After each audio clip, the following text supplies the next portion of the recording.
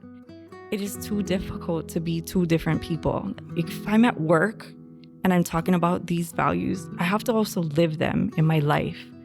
Because if I don't take these things home with me, then I'm two different people. And that's been, I think, the challenge for our visitor industry is that they're somewhat on stage when they're talking, using these words. It becomes part of second nature, just always use aloha, but not really understanding like what that word actually carries, the weight of that word when you use it. And so I've just been more mindful of it lately, and certainly through the pandemic, it's really allowed me the foresight to see, where we can be really effective as a community when we're all practicing aloha, the amazing things that can happen. Okay, here we are back at Hawaii Real, everybody. I'm your host, Io Ke'ehu, and I want to send a shout out to Hawaiian Springs Water, our beverage host for this episode. Thank you. And you can buy Hawaiian Springs Water direct from Amazon and have it shipped directly to your house. The link is in the description below. This episode is brought to you by the Native Hawaiian Chamber of Commerce. The Native Hawaiian Chamber of Commerce's mission is to malama Native Hawaiians in business and commerce through leadership, relationships, and connections to economic resources and opportunities.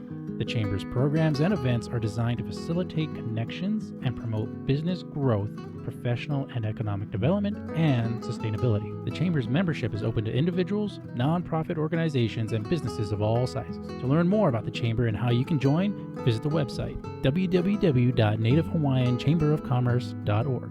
Okay, and thank you so much for tuning in. If you haven't yet, please subscribe to this channel on YouTube. If you're one of those amazing listeners, can you do us a favor? Can you also subscribe to this channel on YouTube? It's going to help us so much. If you've been listening to a bunch of these episodes recently and you like what we're doing, you're going to help us out so much by subscribing to this episode.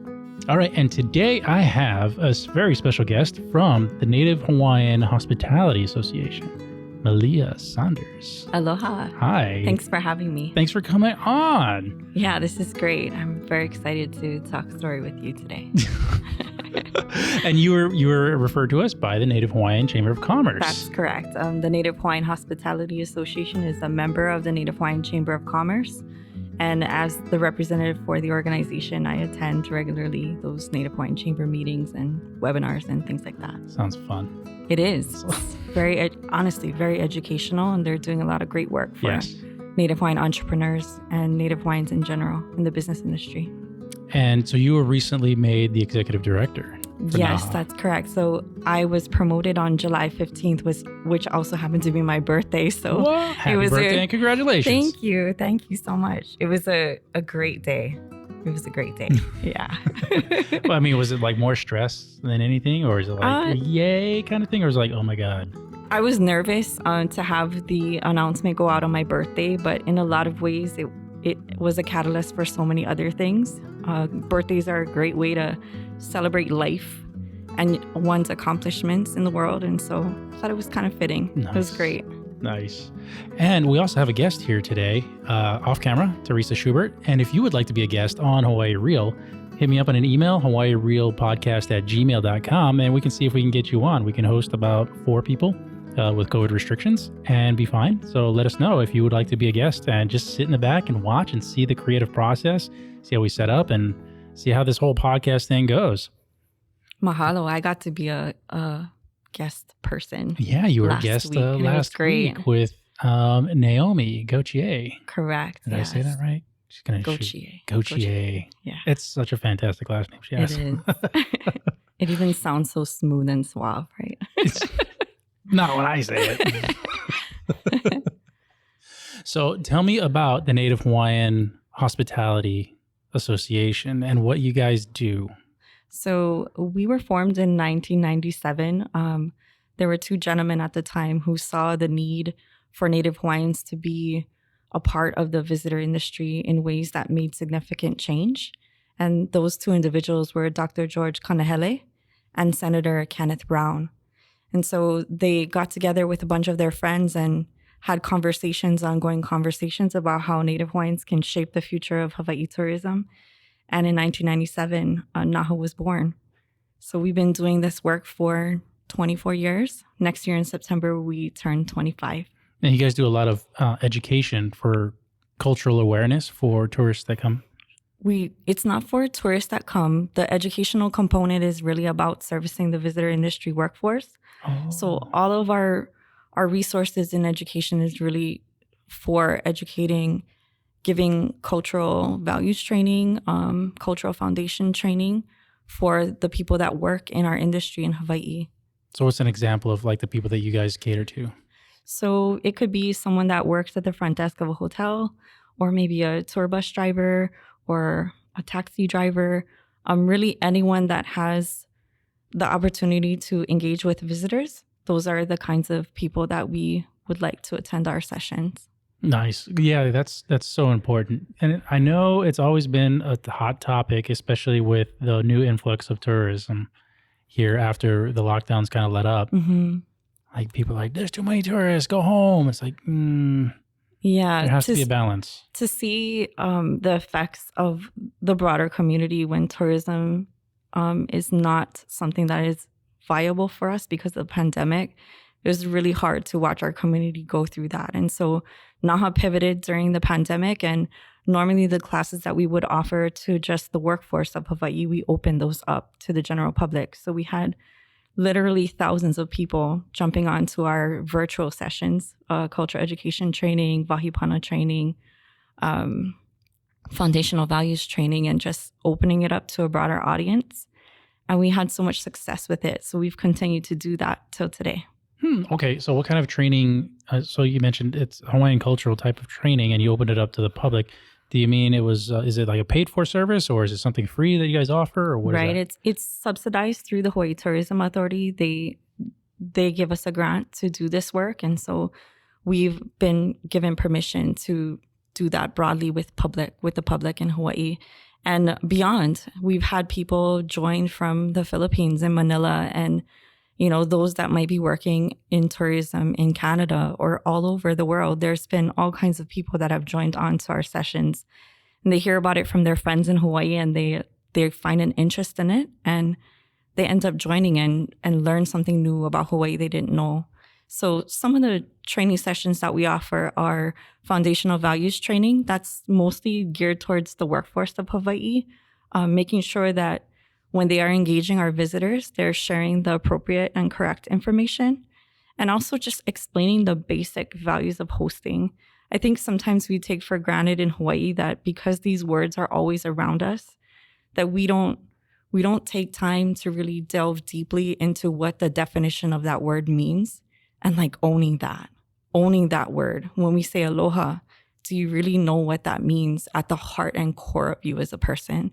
And are you expressing that properly when you're sharing that with someone else? So those kinds of lessons are really what is so valuable for our industry workforce as they're engaging with visitors.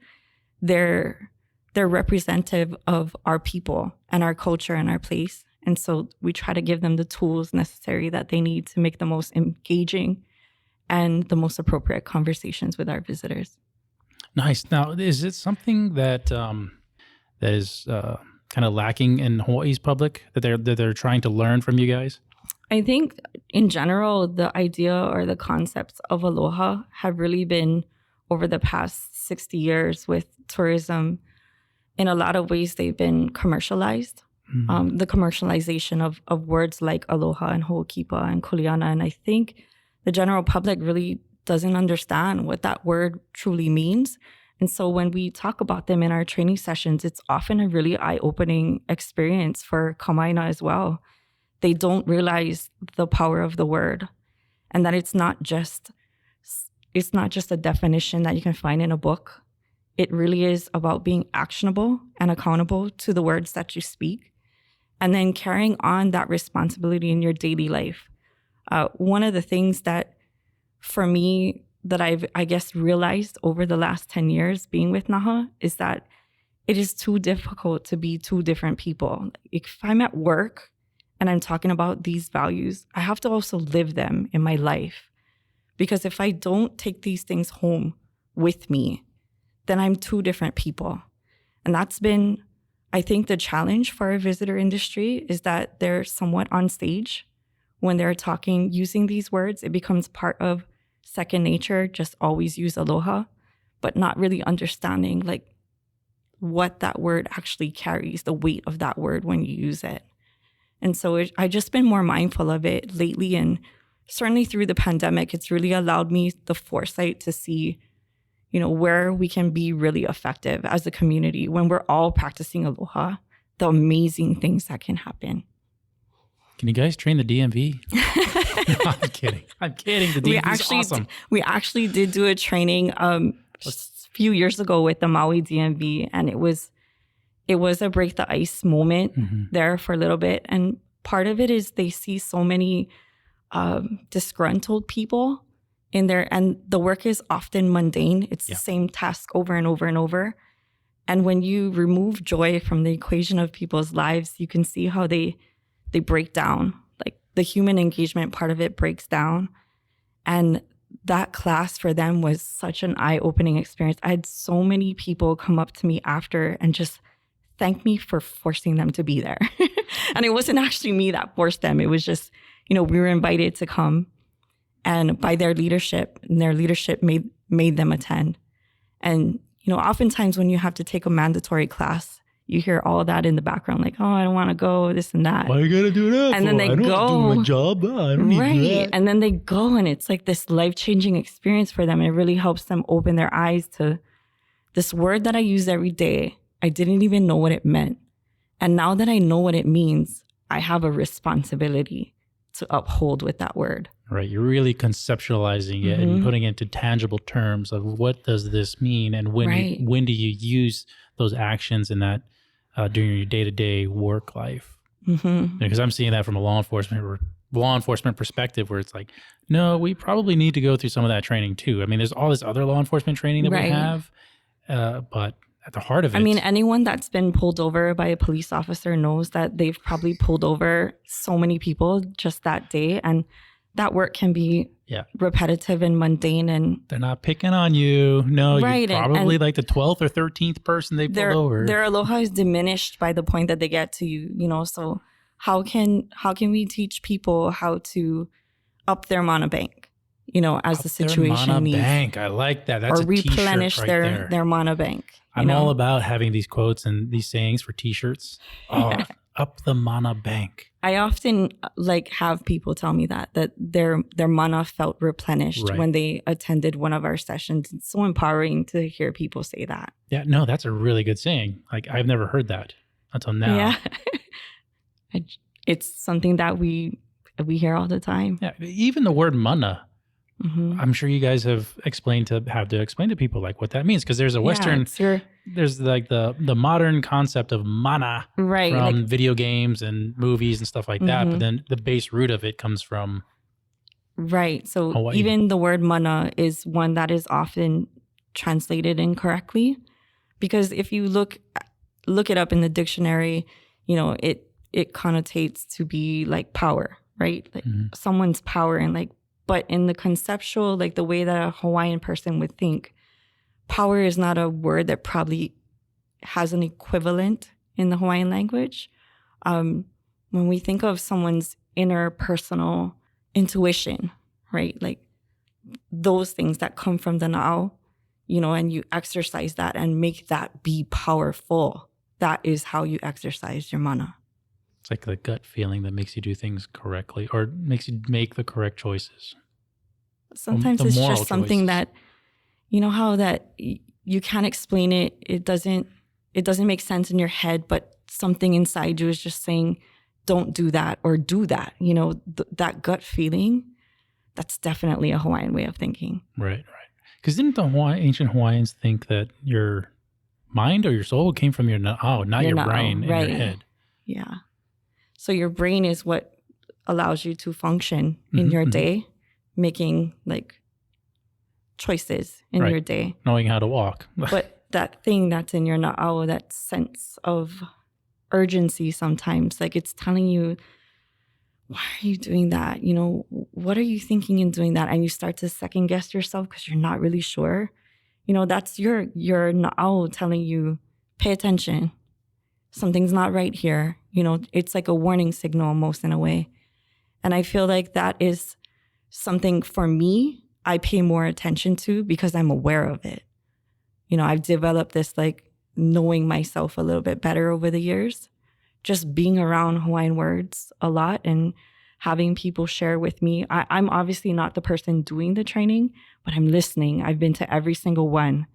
And I just got through sharing this today that even though I have been to every single training that Naha has done in the last 10 years, and sometimes the information repeats itself, in a moment, I may have heard it 40, 50 times, but in that moment, it somehow stuck and it changed something in me. And I think that's what people experience when they hear Naha talk about the concepts of hosting aloha, ho'okipa, and kuleana. When you finally dig down and talk really about what these words mean, because they are words, but they're also values of the culture.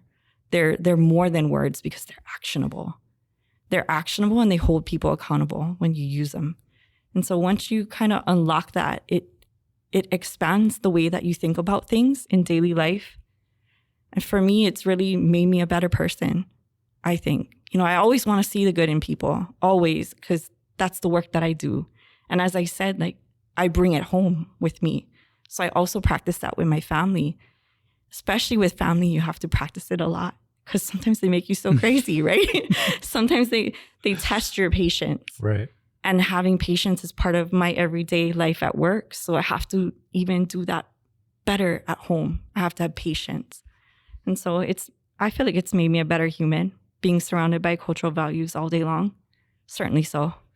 And that's so huge to any industry here, teaching people to be a better human and be more patient. Right. And with these things are applicable to whether you are a doctor or a lawyer or a police officer or a construction worker or a guy that stands behind a camera all day long. The values that we're talking about are applicable to our place. So they're applicable to everyone. And anyone can find value in understanding a deep meaning of aloha. Anyone can have value in that. They can find value there. What's your basic definition for aloha? Aloha, for me, and not quoting it from the dictionary, but for me, it's an actionable expression of how deeply you care and love for something or someone and being accountable to what that means. Whether that's in a relationship or, with your work, you can have aloha for your work too. Same way that you can have aloha for people, an inanimate object, your cat, whatever, You have to have aloha for yourself before you can be able to be expected to share that with other people. Yeah, I think you hit the nail on the head with accountability. Like most people, when you see aloha, it means love or it means hi or it means hello or goodbye. Right. And it does mean all those things. Accountability is the umbrella that covers all of that. It certainly does mean hello, goodbye, and I love you. But if you want to just live at the surface of life and walk around like a person with, no integrity, then sure, it means that. But if you want to have accountability to what you're saying, you have to understand the word better. Right. So the accountability is behind the saying of I love you. It's like, well, okay, if you say I love you by saying aloha, show me. Right. Show me and prove it or just do it by your day-to-day actions. Right. Mean it. And that's so important in relationships with, people you care about. I often struggle when I walk through some of our visitor industry areas and I see our words on t-shirts and, that t-shirt that cost $7 now costs $20 because aloha is on it. And in a way, it upsets me. But at the same time, I'm like, if a local person buys that and they wear that and they own that, then that's aloha too. So I'm glad in a way that it's there because it's a reminder when I walk past it. For me, it's a reminder that I need to be doing that. Stop thinking that way, Malia. Be open-minded, that everyone's definition of aloha is slightly different. But at the core of who we are, we all know what aloha means. The Native Hawaiian Chamber of Commerce, the voice of Native Hawaiian business. Business owners, join today. Visit the website www.nativehawaiianchamberofcommerce.org.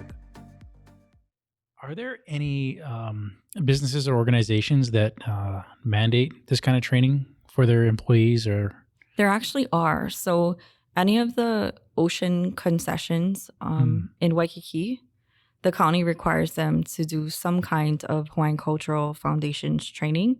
And NAHA is listed as one of the organizations that is able to provide that. We're not the only one, but they could actually go out and get their own contractor to do that service for them. But most of the time they call NAHA, and NAHA executes that training on behalf of the city. So we provide them with a certificate, and then that certificate is then forwarded over as part of their credentials for being a concession on the beach. And how long does that training usually go? It's like a 2-hour training. Okay. Right now we're doing it completely virtually, so it's really convenient. I can't really say that there are any obstacles to any organization trying to join on to it, as long as you can provide at least 20 people. And if you're wanting your own training for your organization, that's definitely something that we can help to provide as a service. Yeah, it's so important for businesses here to do that. So have you seen businesses from outside Hawaii? I know you guys released it worldwide. Mm-hmm. Have you seen other businesses from the mainland or something, or Japan, asking for your guys' help? We have not had any organizations reach out to us that are across the pond, so to speak. Mm-hmm. Pretty much everyone that has asked for their own private sessions, they are within the state of Hawaii. I honestly can't think of anyone that has asked beyond the islands. So I'd imagine eventually it'd be like a tourist thing, a venue thing from maybe a travel agency or something. Right. And through HTA, through our work with the Hawaii Tourism Authority, we definitely support education for the contractors that HTA uses in different, I guess they call it markets. So like Canada is a market, and they have, their list of X many tour guides and tour agencies. Mm-hmm. And so they definitely attend training with NAHA on a regular basis, at least once a year. As a hockey player, I love that Canadians like to come to Hawaii. It's so cool. Like they just want to get as far away from Canada or, the environment of Canada as possible. Yeah. It's kind of cool. And because they haven't been able to come to Hawaii, I think many of those travel agencies probably come to Hawaii regularly to understand the place better. Because they haven't been able to come, we've been doing everything virtual. So it's actually a nice way to engage more of them. Funny tidbit of factoid information. In Canada, in Vancouver, the hockey team over there is the Vancouver Canucks. Do you know where the name comes from? No. So the name comes from the loggers. A Canuck is like a logger. But what happened was way back in like the 1800s, the loggers were called Canucks, but they were mostly Native Hawaiians. Oh, I'm because getting it. Because they came from Hawaii to the Pacific Northwest and did a lot of logging, and they call them Kanakas. Right. And that eventually morphed into Canucks. That's so interesting. So the thing behind that was it's kind of taken as like a cultural thing in the Pacific Northwest as like the First Nations people, but it's not. It's from Hawaii. It's the Kanakas. It's not First Nation people or anything. And I know there are towns that have Hawaiian names in totally. the PNW. Yeah. There's even a high school, I believe, Aloha High School. I'm not sure if it's actually, based off of the Hawaiian word aloha or if it means something else, but pretty sure I definitely am familiar with the name. Yeah, so it was funny when they were people were talking about changing sports teams' names, like the Redskins and who else, like the Cleveland Indians and stuff. People started saying, "Oh, I should change the name of the Vancouver Canucks because it's a discriminatory to Native Americans." I'm like, MFers, it's not Native American, it's Hawaiian. Get your facts straight, and we're proud of that. Sorry, we don't play hockey that much, but the ones that do, hey, we're kind of proud of that name. Yeah, so in March of 2020, I was prepared to attend my first hockey game ever in my life. Where? I really have wanted to watch hockey since forever. And I finally bought tickets to watch a game against Spokane. And gosh, I can't remember. And I was just like so excited to go. And literally the day that we were about to leave was the same day that the governor announced the stay-at-home orders. Oh my God. So we ended up not going, but it's still on my list. So one day, eventually, I will watch a hockey game, but I'm like Everybody's so excited for got that. to go see a live in-person ice hockey game. You'll be changed.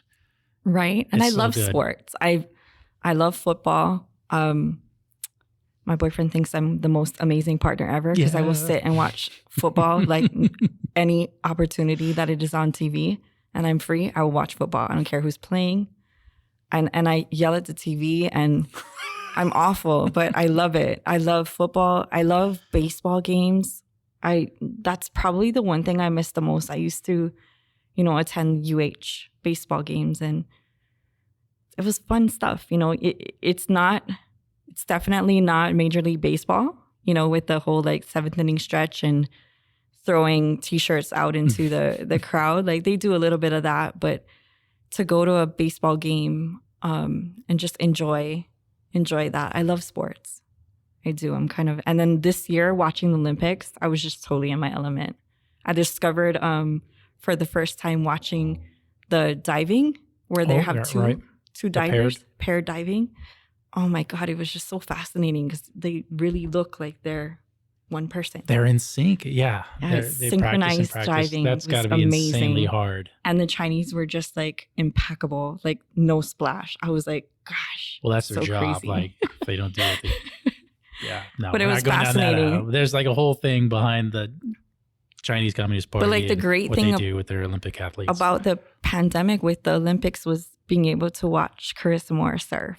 And that was so amazing. And I would say the one thing that wasn't expressed enough in her winning the gold medal was the fact that she is Native Hawaiian. So how does that make you feel knowing that the sport of Hawaii has seen the international stage now in the Olympics? She's definitely already a world-class athlete, but to see her do the Olympics and just tear it up was just so awesome. And as a female and as another Native Hawaiian female, I was so proud of her. Just so incredibly surfing proud. In general, like in the Olympics too. I mean, when in our classes, we talk about the Wahipana of Waikiki and we talk about Duke Kahanamoku and his legacy of surfing and swimming. He was an Olympic athlete as well, as well as his brother. And so his brother Sam was also an Olympic athlete. I did not know that. Yeah. Why did I not know that? Yeah, Sam Kahanamoku, 1929 Olympic Games. Wow. Yeah, I mean, between them, they had so many medals. It was ridiculous. But for her to live out that legacy as a Native Hawaiian, to return to the Olympics and bring surfing and win the gold, I was so incredibly proud. I was ready to cry watching it. That's good stuff. Even talking about it now, I get kind of emotional because it's been something I think for a long time coming. And they definitely didn't share enough about the history of surfing and how that is actually a Native Hawaiian cultural thing. That's our sport. Yeah. I think that's a fantastic thing about the Olympics is that you do have such a wide variety of sports that have originated from different parts of the world. I mean, you have judo, karate, and you have badminton and tennis and equestrian. Like that's not even a sport, really. Water polo, and now surfing, what track and field, like all these things that originated from around the world and bring it into one sporting event, I think is really, really, really, really good. It was beautiful. Yeah. When she, won the gold and, got out of the water and like knew she did it, like there's a shot of her where she has her arms up in the air and you see her Hawaiian bracelets and I'm like, you go, girl. Good job. Surfing with your Hawaiian bracelets on. So awesome. Yeah. Yeah. That's good stuff. It is. It's such a proud moment for Hawaii in general and for Native Hawaiian women for sure. Mm-hmm. So I wanted to ask you some of the standard questions we have here on Hawaii Real. Sure. Share with us one of your favorite quotes and one that you live by. Sure. So in all of our classes, we start off with the same quote, and it comes from the Olelo no Eao by Mary Kawena Pukui. It's number 203 in it. It's A'ohe pau ka'ike ka halau ho'okahi. And really what that means is that not all knowledge is learned in one school or one place. And it is a mantra that I've taken on as a person, that everything, every person, every experience is something that is a learning experience for me. conversations with people, I try to soak it all in as much as possible. And our knowledge of Native Hawaiian culture is just the tip of the iceberg of this vast, vast, deeper understanding of so much more, that if we just connect with it a little bit, we can just broaden our horizons for all, in a way, I guess. And so for me, we start off our classes that way as sort of a disclaimer, like the things that we talk about in this class, you may have heard a different story because there's so many mo'olelo out there. There's so many stories out there about certain topics or specific people and history. And so I've taken ownership of that quote as well in my life, that I learned from so many people. Sometimes I can't remember who told me what. And I'll just drop knowledge on people and they're like, how do you know that? And I'm like, I don't know. It's just in there. It's in the back of the brain somewhere. Yeah. And like when family visits from, away, or, through our work with Naha, sometimes we have to host people that are, not from Hawaii. And the first place I want to take them is the Bishop Museum and the Iolani Palace. And I just drop knowledge on them the whole way. And they're like, did you ever work here? It's so funny. But it comes from this culmination of life experience, conversations, lessons from Kumu. You should just drop. Just listening. No, I'm Hawaiian. All Hawaiians know this. I wish that was true. I wish it was true too. I wish it was true. But, I love history and I love my history. I love the history of my people. And so any opportunity to learn something new, I will read it as best as I can to try to understand it. Because sometimes it's about context too. Like if you're not there when that certain thing happens, do you really understand the full context of what it is? And maybe it might take you a whole lifetime to figure that out. So I don't know, for me, I take it all in as much as I can. And as I was saying earlier, like there's times in class where I'm like, have that aha moment. I could have heard that thing 50 times, but for whatever reason, today it just stuck. And I can't explain it. But I think about that quote a lot. And I respect other people's story and other people's translation of something. And I think there's so much to be learned by having a shared sense of knowledge of things. Because one person can't hold it all. We can't expect one person to have the answer for everything. No, absolutely not. It was a good quote from, I don't know who said it, but it was something about, look at the phones that we have today. There's not a single person on the planet that can create the entirety of that phone. Right. There are people that know how to make the microchips. There are people that know how to make the glass. There are people that know how to make the plastic, but no one person knows how to do it all. Right. Yeah. It's just a fascinating thing to think about. Like, I wonder what comes out of my head when things go into it at the same time. Oh, all the knowledge being lost. Yeah. Right. I'm like, what did I forget because of this? Have you ever walked into a room and you're like, why am I here? You can't remember why you walked into that room. Yeah, I mean, I think everybody then has I that. do a spin and I'm like, okay, it's still not registering. And then you have to walk out and then And then when go you get back to where you started from, then you're like, oh, that's why I was there. Yeah. It's like your brain just shuts down when you actually go and make the walk over there. It's like you're in the mode of like, I got to get to this room or this place. And then you get there and you're like, why am I here? Yeah, that happens sometimes. And I wonder, like, does that happen with the knowledge that I've accumulated over my life? Are there things that fall to the wayside because I've put new things there? I don't know. I don't know either. The funny thing is, I was talking off camera with a hypnotist guy. I don't know why I can't even say that correctly. Hypnotist guy. And he was saying that, no, we actually go into a state of hypnosis like several times a day. Anyways, on our own. Wow. Like when you're driving, sometimes you'll drive from point A to point B. True. You'll get there and you just be like, I don't remember anything of the drive. Right. I've done that quite a bit. I think when I'm thinking about work and I'm thinking about like this important thing that I need to do, I'm driving and then I don't remember like, how did I get here? Did I take But you made limits? all the lane changes. Did I go on the everything. H1? I don't remember. You I did just got all here. the mathematical calculations that come with driving a vehicle at 60 miles an hour on a Right. freeway, going through lanes and traffic, Totally and subconscious. turning left here, turning right there, stopping here, stopping there. and you can't remember any of it. Right. No, The brain is fascinating. it is. It is fascinating for sure. It's like, how do you not remember any of that? That's why I think like people are so capable of more than they're actually doing right now, because every human being that has like driven a car and learned to drive a car has successfully driven a car. And just like the amount of mathematical calculations that go into that is enormous. Like we can't even we don't have computers yet that can consistently do it correctly. Like they still get into accidents. They're still not that safe and they're not that widespread. We're getting there, but not just yet. It's almost like accomplishing that one impossible thing a day. But like a 15-year-old like girl can freaking do it. So it's like, wow, our brain is fascinating. And I watch my nephew, who is 2.5. We were talking about this last week, operate his iPad, and he knows how to do it. Yeah. And like, it took me X many years. I'm not going to reveal how old I am. My kids are so wicked fast on the iPad. Right.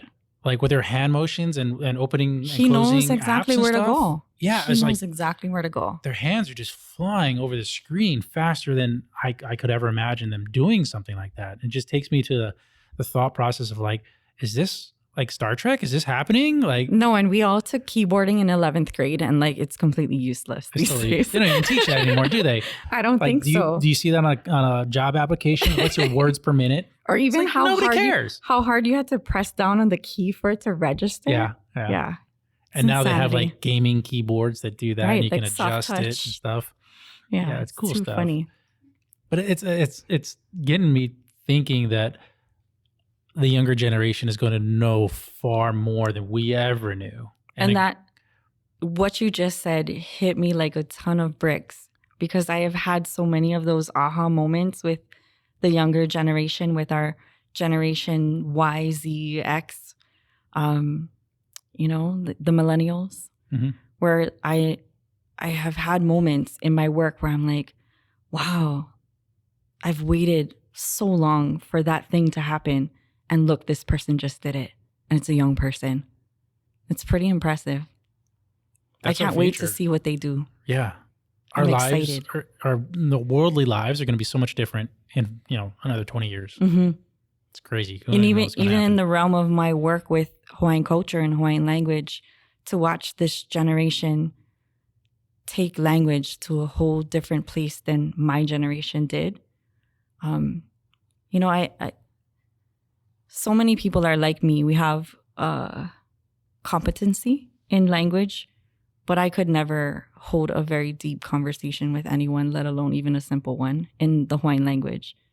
But I understand the values quite well. And then you watch these young people and it's everywhere. They're in the airport, they're in the shopping center, they're in grocery shopping. You hear Hawaiian families talking to each other, and it is the most beautiful thing ever. It's the wish of so many people for so many generations to be at this point. So it's definitely a beautiful thing. So what mark do you want to leave on this planet before you leave it? How do I start talking about this? It's kind of a personal subject for me. I'm not a mom. It's been something that I've personally put off for a long time, like waiting for the right person and the right timing. And I think when you talk to other people who are parents, they always say like, there's never a right time, right? Like there really never is a moment in your life where you can say, okay, now that I have it all, I'm just going to go do this and go make a family. And that's not been in the cards for me to this point. But as a Hawaiian and as a female, I think it's also really important to leave a legacy and plant a seed for the next generation. For thousands of years before I existed, someone gave birth to someone else that led to the point of me being here. Mm. And I feel like if I give up on that now, then I've made all of those before me less important in the world. Like they obviously had a purpose, to get to the present, to me. And at the same time, there's this idea that I have in my heart and in my mind that if it's just not in the cards for me, I want to make sure that whatever I leave behind, it's good stuff. And it affects as many people as possible.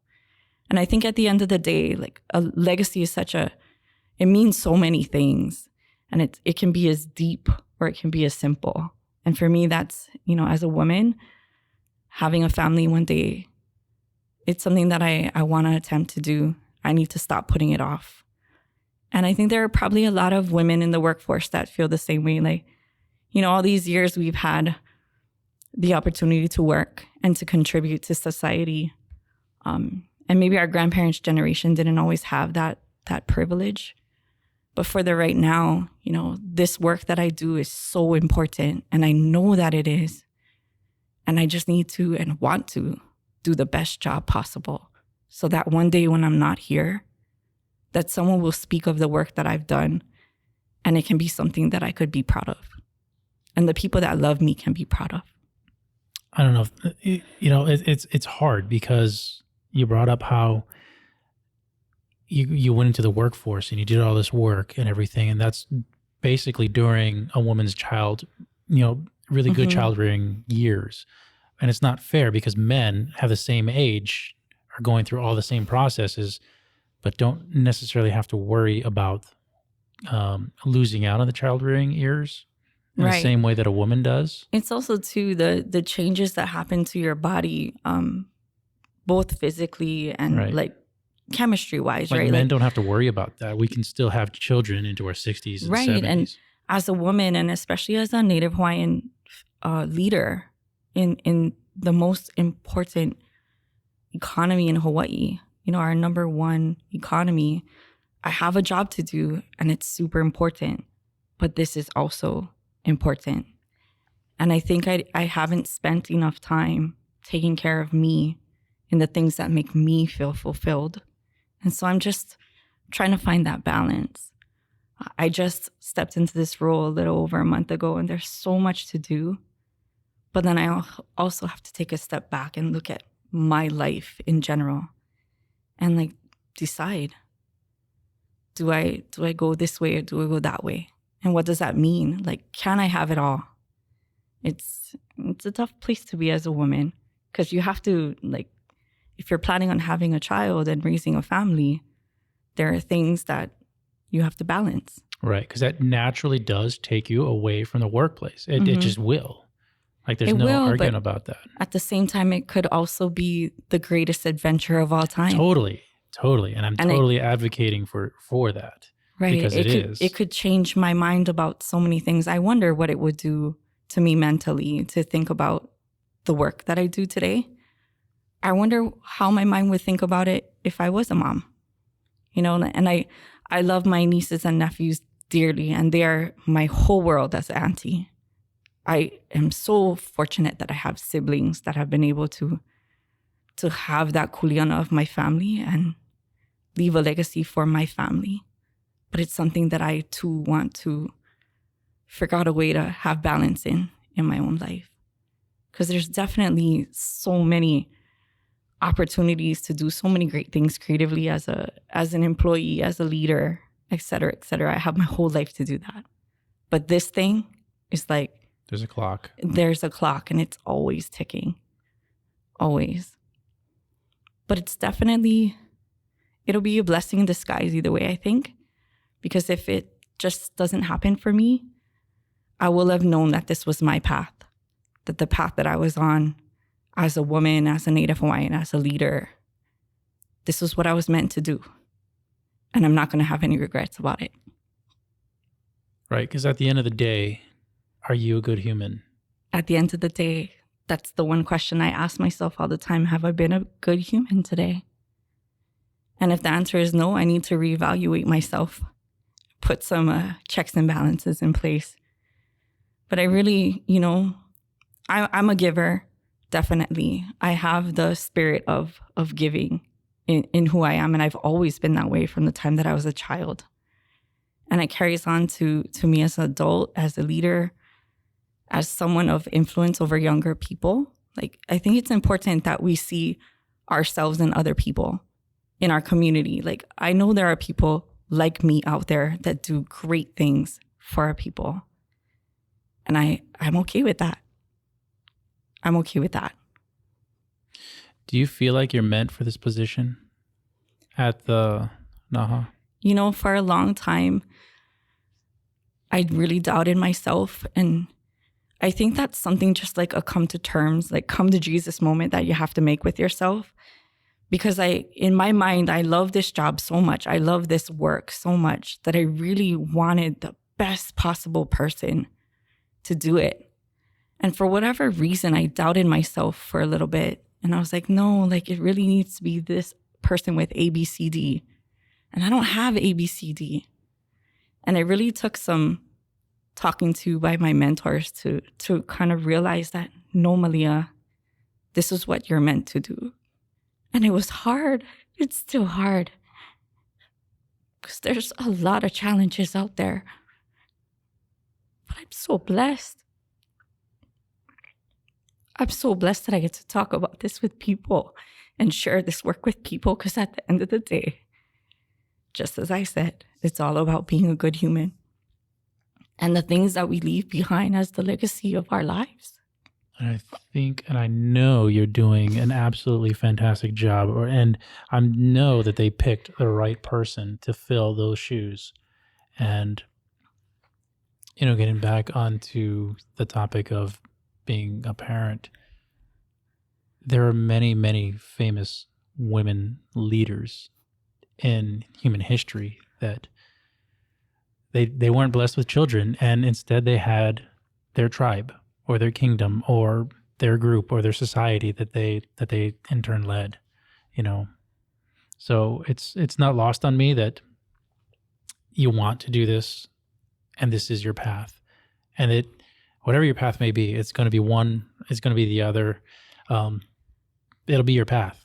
Right. And it's almost like it's not necessarily out of your hands, but it's kind of the universe, God, whoever, putting you on that path and giving you direction and where to go. I've had really great people in my life that have always spoke positive into me.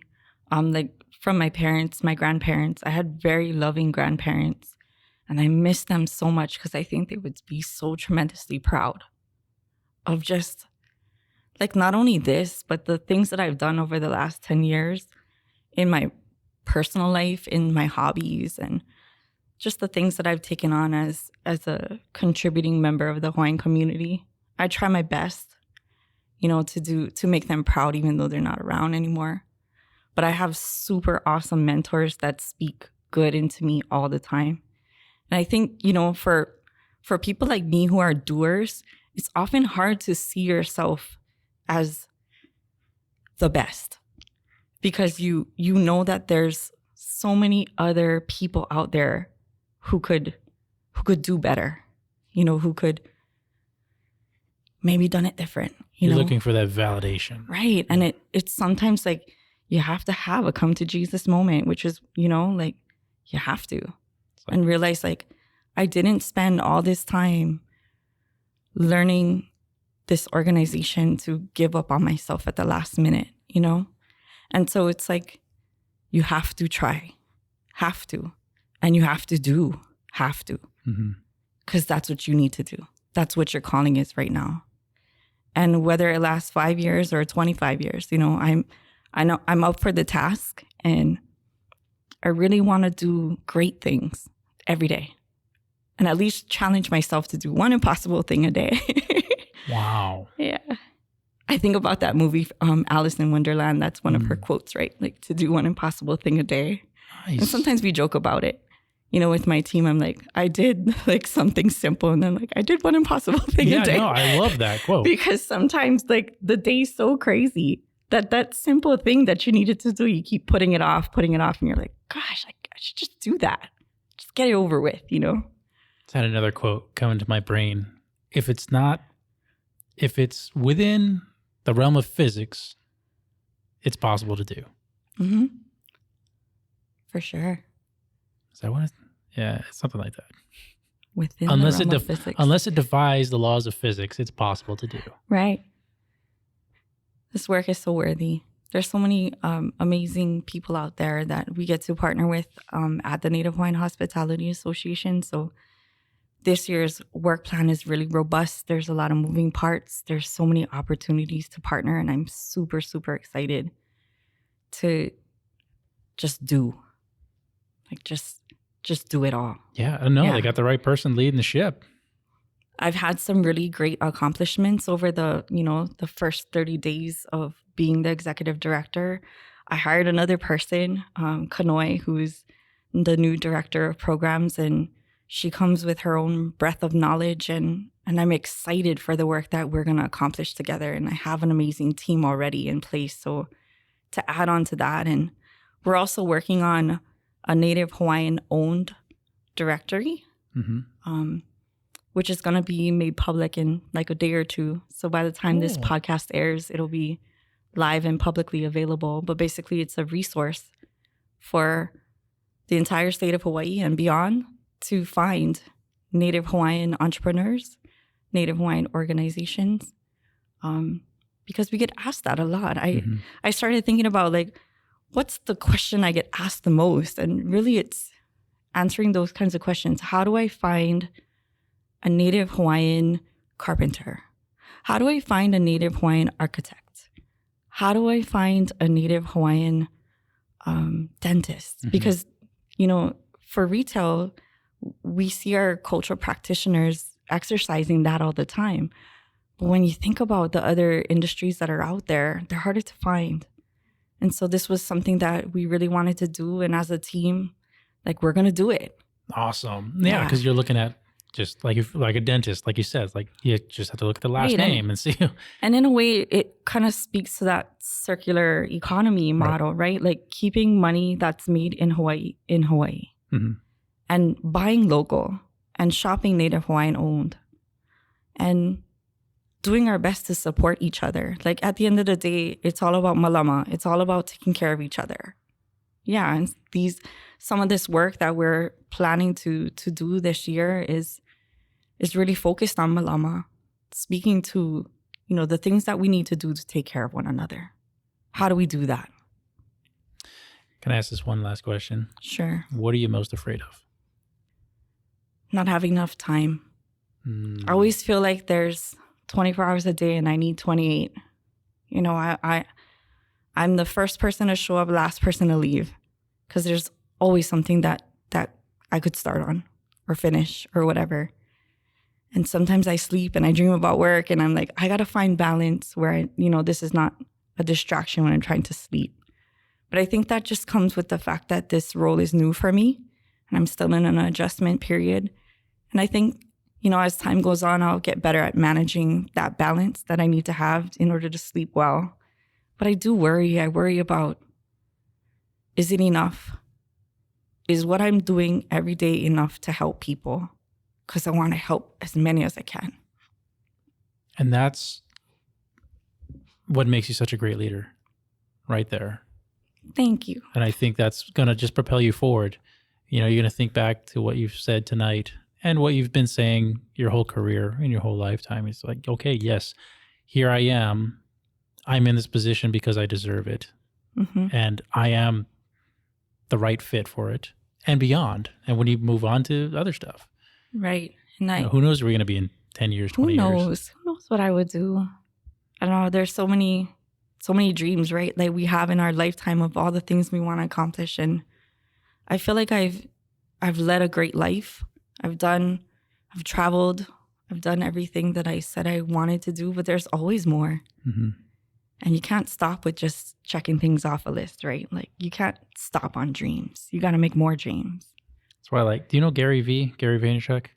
No, I'm sorry. He's one of these entrepreneur motivational kind of speakers, but one of his great quotes that he tells people is, "You're going to die." What? But it's true. It's true. It's true. Yes, You're going to die tomorrow, a year from now, 30 years from now. So what are you going to do about it? Kind of thing. Right. And you never know when that timing is going to be. Right. You never know when it's going to happen. I just hope I have enough time. Don't we all?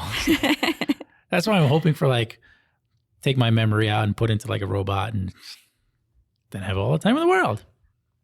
Sometimes I wish I could hit the pause button and just take in the moment just a little bit longer too.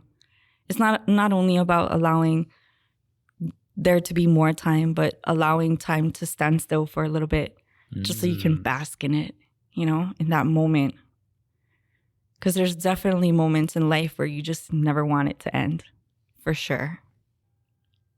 It's been so great having you on, Malia. It's been amazing talking with you. I wish you the best of luck going forward in all that you do.